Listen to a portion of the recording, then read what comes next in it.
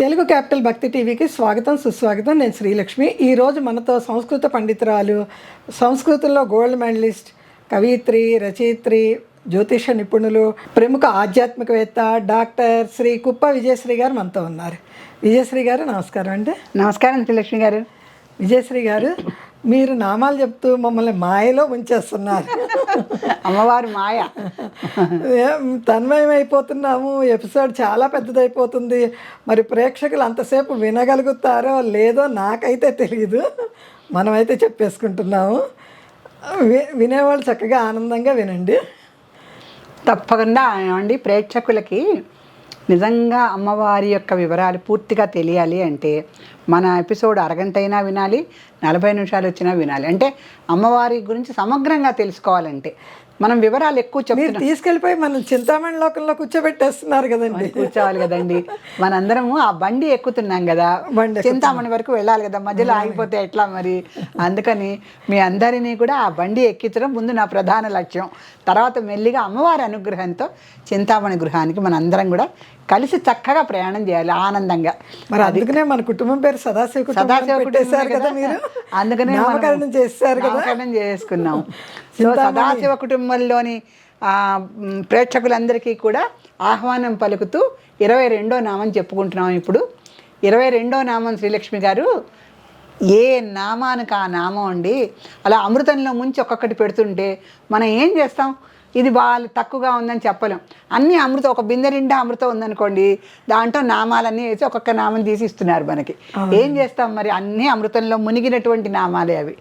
బిందె నిండా అమృతం ఉందిగా మరి. వారు సందర్శించి కళ్ళతో చూసి తన్మయంతో మనకు అందించారు కాబట్టి వసన్యాది వాగ్దేవతలు. ఇంకా అంతకు మించింది ఏమిటండి? అంతకు మించింది ఏముంది? మందస్మిత ప్రభాపూర మజ్జత్ కామేశ మానస. మనం దేనికైతే చెప్పుకున్నాం అదే నామం వచ్చింది చూడండి. అమ్మవారు ఈ సరస్వతీదేవి వీణ విని చాలా ఆనందంగా ఉండి, చాలా బాగా వాయించావు సరస్వతి అన్నది. ఆవిడ వెంటనే సిగ్గుపడి చోళీ కప్పేసిన దానికి.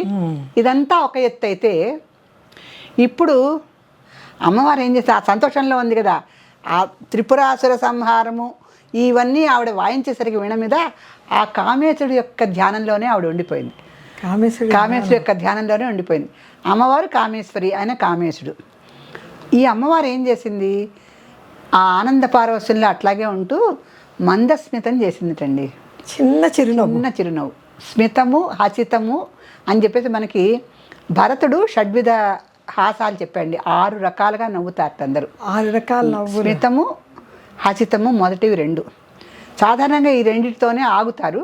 సందర్భం బట్టి మిగతావన్నీ వస్తాయి. ఫస్ట్ ఈ 2 చెప్పుకుందాం మనం. స్మితం అంటే పలువరుస కనిపించకుండా నవ్వే నవ్వు. ఇది సాధ్వీ లక్షణం. సాధ్వీ లక్షణం అంటే ఏంటి ఏమండి, స్త్రీలు పగలబడి నవ్వితే అది సాంప్రదాయ విరుద్ధమే. నవ్వినందుకు ఏం జరిగినాయి అన్నది మనం విన్నాం, భారతాల్లో రామాయణాల్లో అన్నీ విన్నాం. అందుకని నవ్వు 4 విధాల చేటు అన్న ఇది కూడా అందుకే వచ్చింది.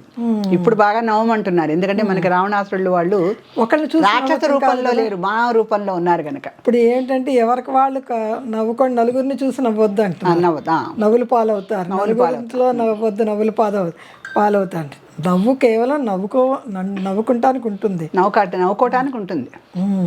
సో నవ్వు 4 విధాల గ్రేటు అని ఇప్పుడు అంటున్నారు. ఇదివరకు చేటు అన్నారు. ఎందుకంటే భారతంలో కానీ రామాయణంలో కానీ నవ్వులు రకరకాలుగా చెప్పి వర్ణించారు. నవ్వు అనేది కొంత చేటు చేసిన కథలు మనకు ఉన్నాయి కనుక నవ్వు 4 విధాల చేటు అన్నారు. అంటే స్త్రీలు బహిరంగంగా వచ్చి నవ్వటం అనేది సంప్రదాయ విరుద్ధమైనటువంటి విషయం. అవును, పగలబడి నవ్వొద్దంటారు. అసలు స్త్రీలు నవ్వారంటే దానికి కారణాలు చాలా వెతుకుతారు. వ్యంగ్యంగా నవ్వొద్దు, వెటకారంగా నవ్వొద్దు, ఇవన్నీ మనకి చిన్నప్పటి నుంచి నూరిపోసారు ఆడపిల్లలంటే ఇలా ఉండాలని. అందుకని పలువరుస కనిపించకుండా నవ్విన మంద స్మితమే చిన్న నవ్వు, అది మందం చాలా మెల్లిగట. అంటే కనిపించినటువంటి చిన్నపాటి హాసరేఖలు ఆ పెదిమెల మీద విరిస్తే దాన్ని మందస్మితం అనాలి మనం. కనిపించకుండా అంటే ఆవిడ మొహం చూస్తే ఆవిడ నవ్వుతోందని అర్థం అవుతుంది. అందుకని పలువరుస కనిపించదు.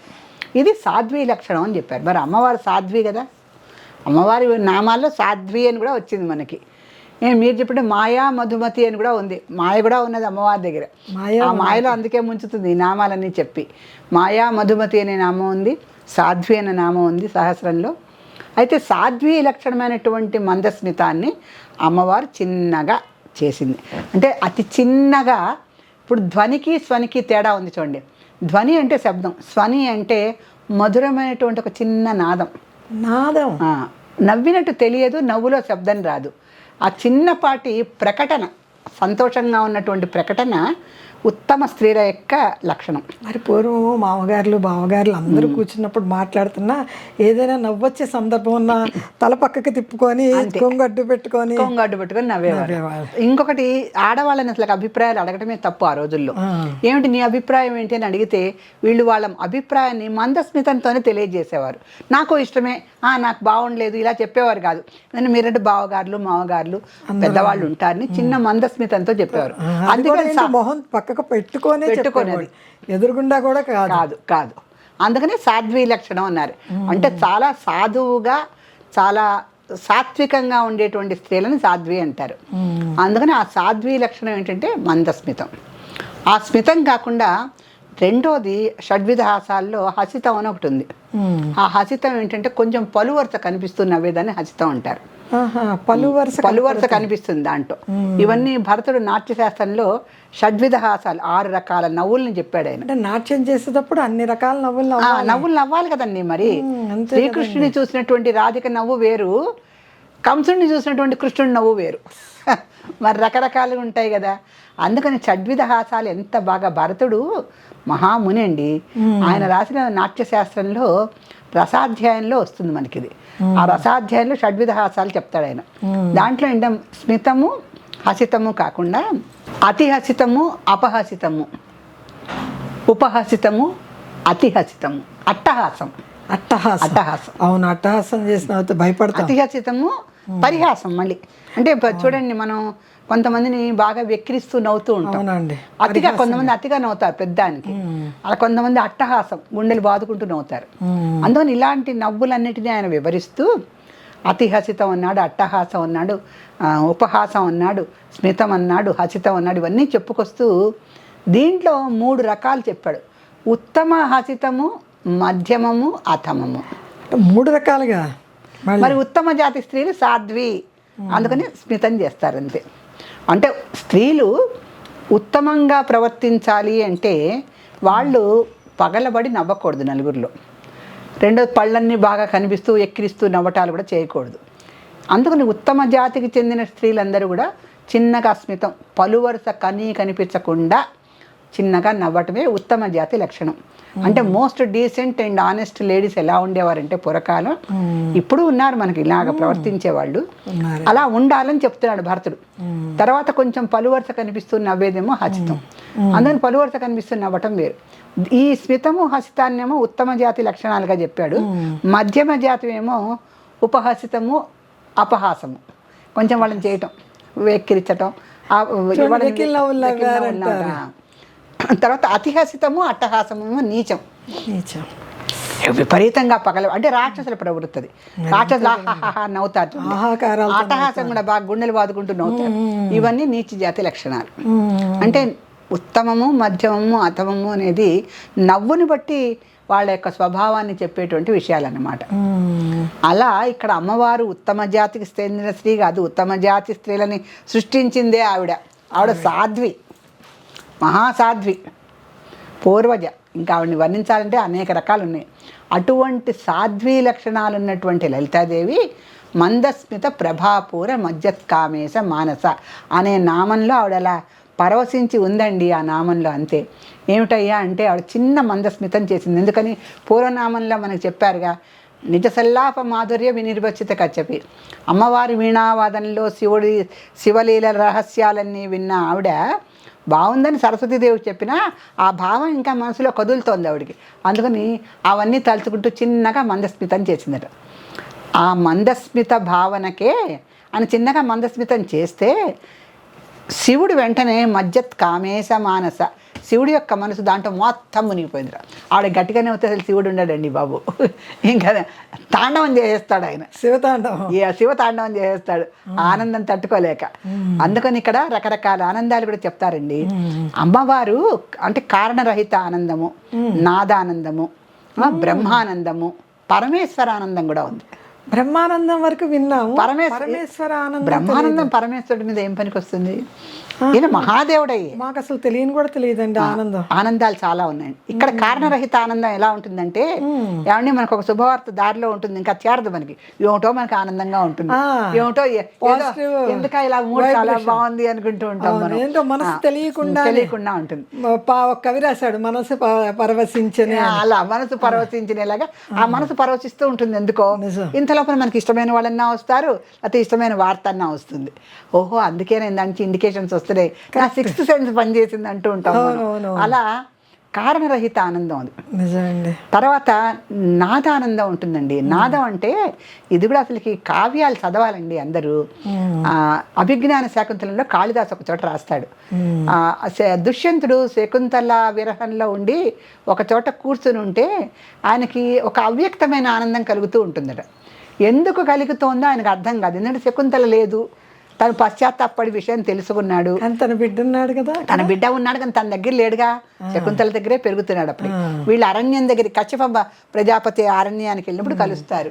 అందుకని ఆయనకు ఒక ఆనందానుభూతి కలుగుతూ ఉంటుంది. ఆ ఆనందానుభూతి ఎందుకు కలుగుతుందంటే, ఆ కావ్యంలో ఏం రాస్తారంటే, వసంత మాసం వస్తోంది కనుక ఒక అవ్యక్తమైనటువంటి మధుర నాదాలతో ఆ సుగంధాలను మోసుకొచ్చేటువంటి వసంత సమీరం ఆయనకు తగులుతోంది. ఆ వసంత సమీరం అలా తగులుతూ ఉన్నప్పుడే ఆ కథలో ఉన్నటువంటి ఆ శకుంతల రాజముద్రిక ఉంగరం పోగొట్టుకున్నటువంటి చాపని ఒకళ్ళు కట్ చేస్తే దాంట్లో ఆ రాజముద్రిక ఉన్న ఉంగరం దొరుకుతుంది. అది తీసుకొచ్చి ఈయనకి ఇచ్చే లోపల ఈయనకు ఆనందంగా ఉంది. ఏమిటా నాకు ఆనందంగా ఉంది అనుకున్నట్టు ఈయన అనుకుంటే, ఆ రాజముద్రిక రాగానే ఈయనకి పూర్వశృతి అంతా గుర్తొస్తుంది. ఆ కథ అల్లటం కానీ ఆ భావనలు వాళ్ళు అలా చక్కగా మనకి ప్రేక్షకులకి, అంటే పఠితలకి అది కావ్యం కనుక అలా చదవంగానే తెలియటానికి కానీ ఇవన్నీ చెప్తూ ఉంటారు అన్నమాట. ఇక్కడ కూడా ఏంటంటే ఈవిడ మందస్మితం చేయగానే అక్కడ శివుడికి అసలు ఎటువంటి అంటే బ్రహ్మానందాన్ని మించినటువంటి పరమేశ్వరానందం కలిగింది. పరమేశ్వర ఆనందం, ఆయన ఆనందం ఆయన పొందాడు. ఎవరి ఆనందం ఆయన పొందడు. ఆనందాన్ని సృష్టించేదే ఆయన. నాట్య తాండవంలో ఆనందమూర్తిగా చూపిస్తారు కదా శివుడిని, ఆనంద తాండవం చేస్తాడు ఆయన. శివపార్వతులు ఇద్దరు కలిసి చేసేటప్పుడు కైలాసంలో ఆనంద తాండవం, సృష్టి అంతంలో విలయ తాండవం. తాండవం వేరు, నాట్యం వేరు. ఆనంద తాండవం ఎక్కడ చేస్తాడు? అమ్మవారు పక్కన లాస్యం సుందరంగా, ఆవిడ అత్యంత సుందరవతి, అంత నాజుగ్గా భార్య నృత్యం చేస్తుంటే భర్త తాండవం ఎలా చేస్తాడు? అక్కడ ఆనంద నాట్యమే చేస్తాడు. మనకు ఆనంద గణపతి, ఆనంద మహాదేవుడిని వేస్తూ ఉంటారు. అలాగే వాళ్ళు ఆనందంగా చేసేటువంటి నృత్యం వేరు. ఇంత సుకుమార సుందరి అయినటువంటి లలితాదేవి లాస్యం అంటారండి ఆవిడ చేసే నృత్యాన్ని. లాస్యం అంటే సుకుమారంగా చేసేటువంటి నృత్యం, తాండవం అంటే ఉద్ధృతంగా చేసేది. శివుడు ఉద్ధృతంగా చేస్తూ ఉంటాడు, అమ్మవారు అతి నాజుగ్గా చేస్తూ ఉంటుంది. లాస్యం తాండవం అంటే అదనమాట. ఈ లాస్యం అమ్మవారు సుకుమారంగా అభ్యసిస్తూ చక్కగా ఆవిడ నృత్యం చేస్తూ ఉంటే శివుడు కూడా పరమేశ్వరానందంతో మునిగిపోయాట ఆ నాట్యానికి. ఎలా ఆ నాట్యం ఎలా చేస్తోంది ఆవిడ అంటే, పెదవులతో నాట్యం చేస్తోంది. పెదవులతో, పాదాలతో చేత హస్త సాముద్రికాలు కాలు ఇవి కాదు, ఆవిడ పెదవులు ఎంత అద్భుతంగా ఆవిడ నృత్యం చేసిందంటే, మందస్మిత ప్రభాపూర మజ్జత్కామేశ మానస. పెదవులతో కూడా చేయొచ్చు. పెదవులతో కూడా మనం నృత్యం చేయొచ్చు. ఆ పెదవులు చిన్నగా సాగకుండా, పలువరుస కనిపించకుండా చిన్నగా నృత్యంలో అతి సున్నితమైనటువంటి శ్రీకృష్ణుడు వెన్న తింటూ చిన్న పాదాలు వేస్తే మనం కృష్ణాష్టమికి పాదాలు వేసుకుంటాం, ఎంత మృదువుగా ఉంటుందో చిన్న చిన్న పాదాలతో అంత మృదువుగా అమ్మవారు నవ్విందట. మందస్మితం అంటే ఎన్ని అర్థాలండి బాబు, ఎన్ని అర్థాలు. పైగా సాధ్వీ లక్షణం. అమ్మవారు నవ్విందంటే ఆ నవ్వుని చూసే అదృష్టం అసలు అక్కడ ఎవరికీ ఉండదు. అందుకే మజ్జత్ కామేశ మానస, ఆ శివుడే చూశాడు ఆ నవ్వు. అమ్మవారిని ఊరికే నవ్వుతుందా? అందరికీ దొరకదు కదా, దొరకదు కదా అదృష్టం, ఆ సర్వేశ్వరుడికే దొరుకుతుంది. అందుకని ఆవిడ యొక్క మందస్మితానికి మజ్జనం అంటే మునిగిపోవటం అండి. మజ్జనం అంటే సంస్కృతంలో ఇంకొక అర్థం కూడా ఉంది, తలంటు పోసుకోవటం. మనము నదుల్లో స్నానం చేసేటప్పుడు పూర్తిగా తల ముంచంటారు, అది మజ్జన స్నానం అంటారు. నీ తల కనపడుతుంది, తల కనపడుతుంది, ఇంకా పూర్తిగా తల ముంచంటారు. అలాగే మనం ఇళ్లల్లో ఆడవాళ్ళు స్నానం చేసేటప్పుడు అభ్యంగన స్నానం చేస్తాం కదా, తల స్నానాలు, అది చేసినప్పుడు దాన్ని మజ్జనం అంటారు. ఎందుకని తల వరకు మనం నీటితో ముంచేసి అప్పుడు స్నానం చేస్తాం. పుట్టప్పుడు కంఠ స్నానాలు చేస్తారు కదా, అందుకని మజ్జనము అంటేనే నడినెత్తి మీద పోసుకొని తల దగ్గర నుంచి పాదాల వరకు మనం తడిపేస్తాం శరీరాన్ని. అప్పుడు మనలో ఉన్నటువంటి అద్భుతమైనటువంటి శారీరక శక్తులు కొన్ని ఉంటాయి కదండి, అవన్నీ కూడా ఉత్తేజితం అవుతాయి. అందుకని తలస్నానం చాలా ముఖ్యం. రోజు తలస్నానం చేసేవాళ్ళు ఇప్పటికీ ఉన్నారు. మా నాన్నగారు మహాకాళి వెంకట్రావు గారు రోజు లలితాదేవిని తలుచుకుంటూ తలస్నానం చేసేవారు. మా మామగారు కూడా చేసేవాళ్ళు అండి. పూర్వకాలం వాళ్ళు రోజు తలస్నానాలు చేసేవారు, తలస్నానం చేసేవారు. మా మామగారు చేస్తే నాకు బాగా గుర్తు. అలా చేయటం వల్ల ఏంటంటేనండి, శరీరంలో 72,000 నాడులు ఉన్నాయి కదా, అన్నీ ఉత్తేజితం అవుతాయి. స్నానానికి ఉన్న విలువ వేరు కదా. ఏదో ఒక శుక్రవారం స్నానం చేస్తా ఉంటే ఎట్లా అవుతుంది?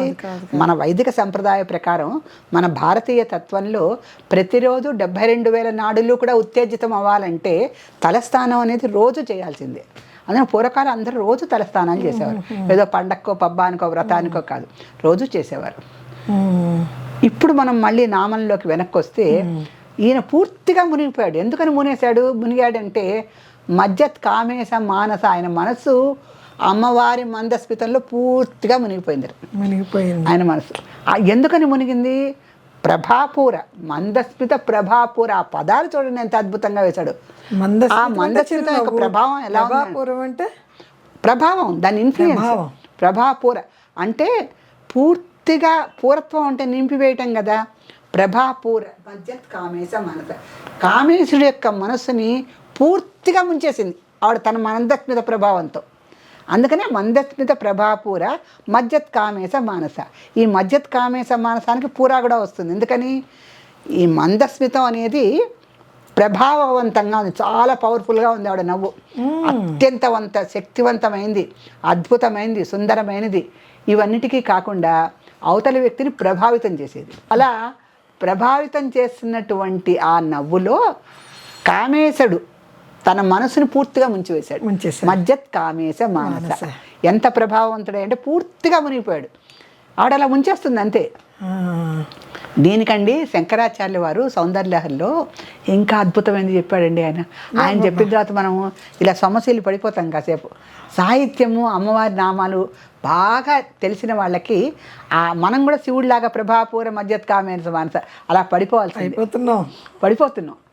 అమ్మవారి నమ్మి ఎంత అందంగా, ఎంత రుచివంతంగా ఉందంటేట, అక్కడ ఉన్నటువంటి ఆ యొక్క చకోరాలు అమ్మవారి యొక్క ఆ నవ్వులో ఉన్నటువంటి మాధుర్యాన్ని గ్రోలి వాళ్ళకి వెగటు పుట్టింది. తీపి ఎక్కువ తింటే వెగటు పుడుతుంది కదా. అందుకని చకోర పక్షులన్నీ కూడా ఏంటి, అమ్మవారి యొక్క మందస్మితంలో ఉన్నటువంటి మధురత్వాన్ని గ్రోలి ఆవిడ ముందే చంద్రవదన కదా, ఆవిడ నవ్వు ఎలా ఉంటుందండి, చంద్రబింబం లాంటి ముఖం ఉంటే అద్భుతమైనటువంటి నవ్వు.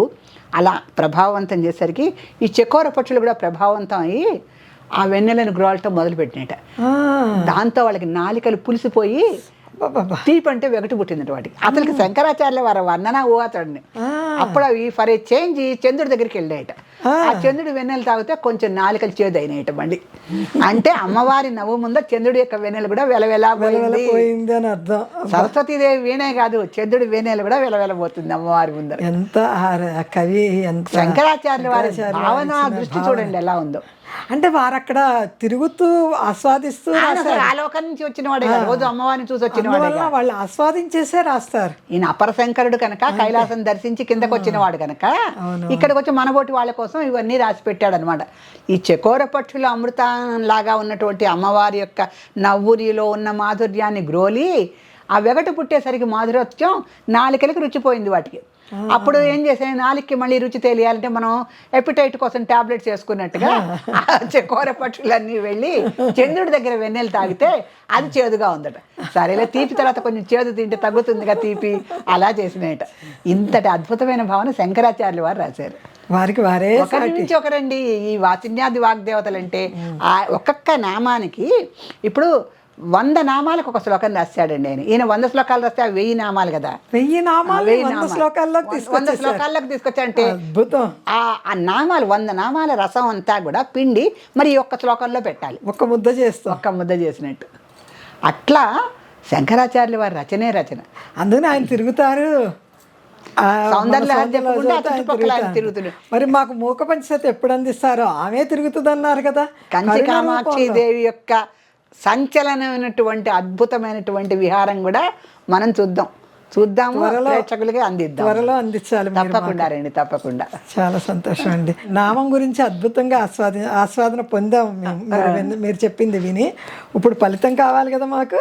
ఫలితం ఇంకా అద్భుతం అండి. చెప్పండి. అమ్మవారి నవ్వుకి అయ్యవారి మునిగిపోయారంటే దీన్ని మించిన భార్యాభర్తల సంబంధం ఎక్కడుంది? ఇంకేమిటి? దంపతుల మధ్య అనురాగం పెరగటానికి ఈ నామం అద్భుతంగా పనిచేస్తుంది. అంటే అనురాగం ఆల్రెడీ ఉంటుంది, కాకపోతే ఈ లౌకిక వ్యవహారాలతోనూ ఒక రొటీన్ లైఫ్తోనూ అనురాగం చూపించడానికి అవకాశం ఉండదు.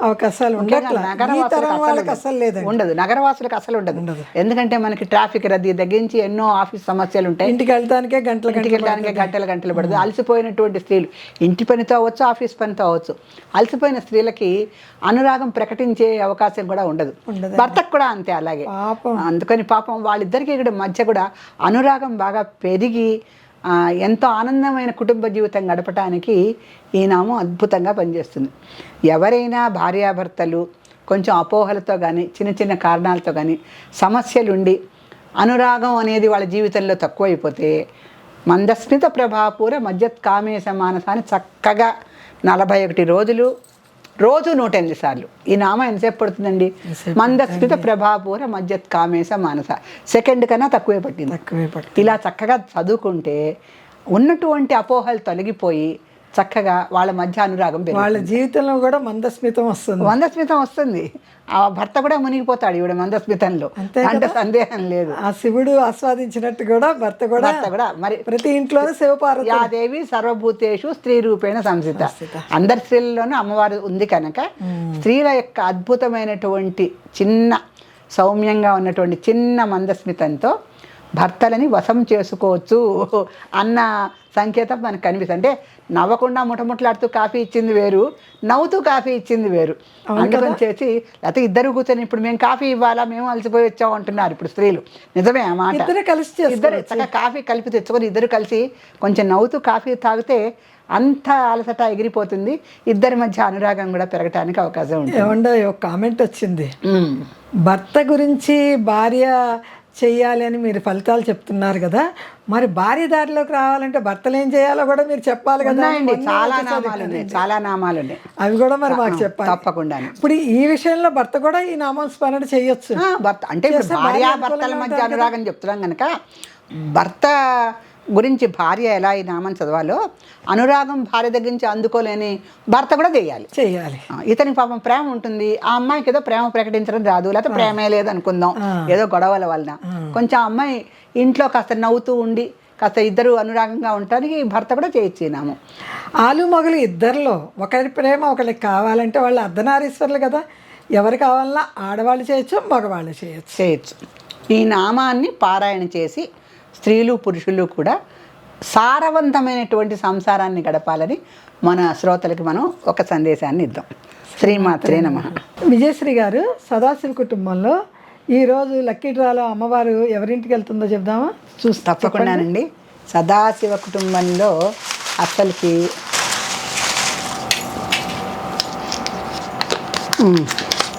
ఇవాళ అమ్మవారి అనుగ్రహం నడిచి వస్తున్నటువంటి రూపంలో శ్రీదేవి అందుకుంటోంది ఆ అదృష్టాన్ని. శ్రీదేవి ఫ్రమ్ విజయవాడ. శ్రీదేవి, నువ్వు అదృష్టవంతురాలు అమ్మ. త్వరలో విజయవాడ హైదరాబాద్కి దగ్గరే కనుక త్వరలో నీకు ఈ పుస్తకాన్ని మేనేజ్మెంట్ వాళ్ళు అందజేస్తారు. కాకపోతే పుస్తకం అందుకున్న వెంటనే మీకు పుస్తకం అందినట్టుగా ఒక చిన్నపాటి విషయాన్ని మాకు తెలియజేయండి. వీలుంటే ఒక వీడియో కూడా పంపిస్తే మేము సంతోషిస్తాం. శ్రీదేవి గారు, త్వరలో మీకు తెలుగు క్యాపిటల్ భక్తి టీవీ వారు మీకు పుస్తకం అందజేస్తారు పోస్టల్ ద్వారా. మీరు పుస్తకం అందిన తర్వాత చిన్న వీడియో తీసి పెట్టండి, చాలా సంతోషిస్తామండి మేము.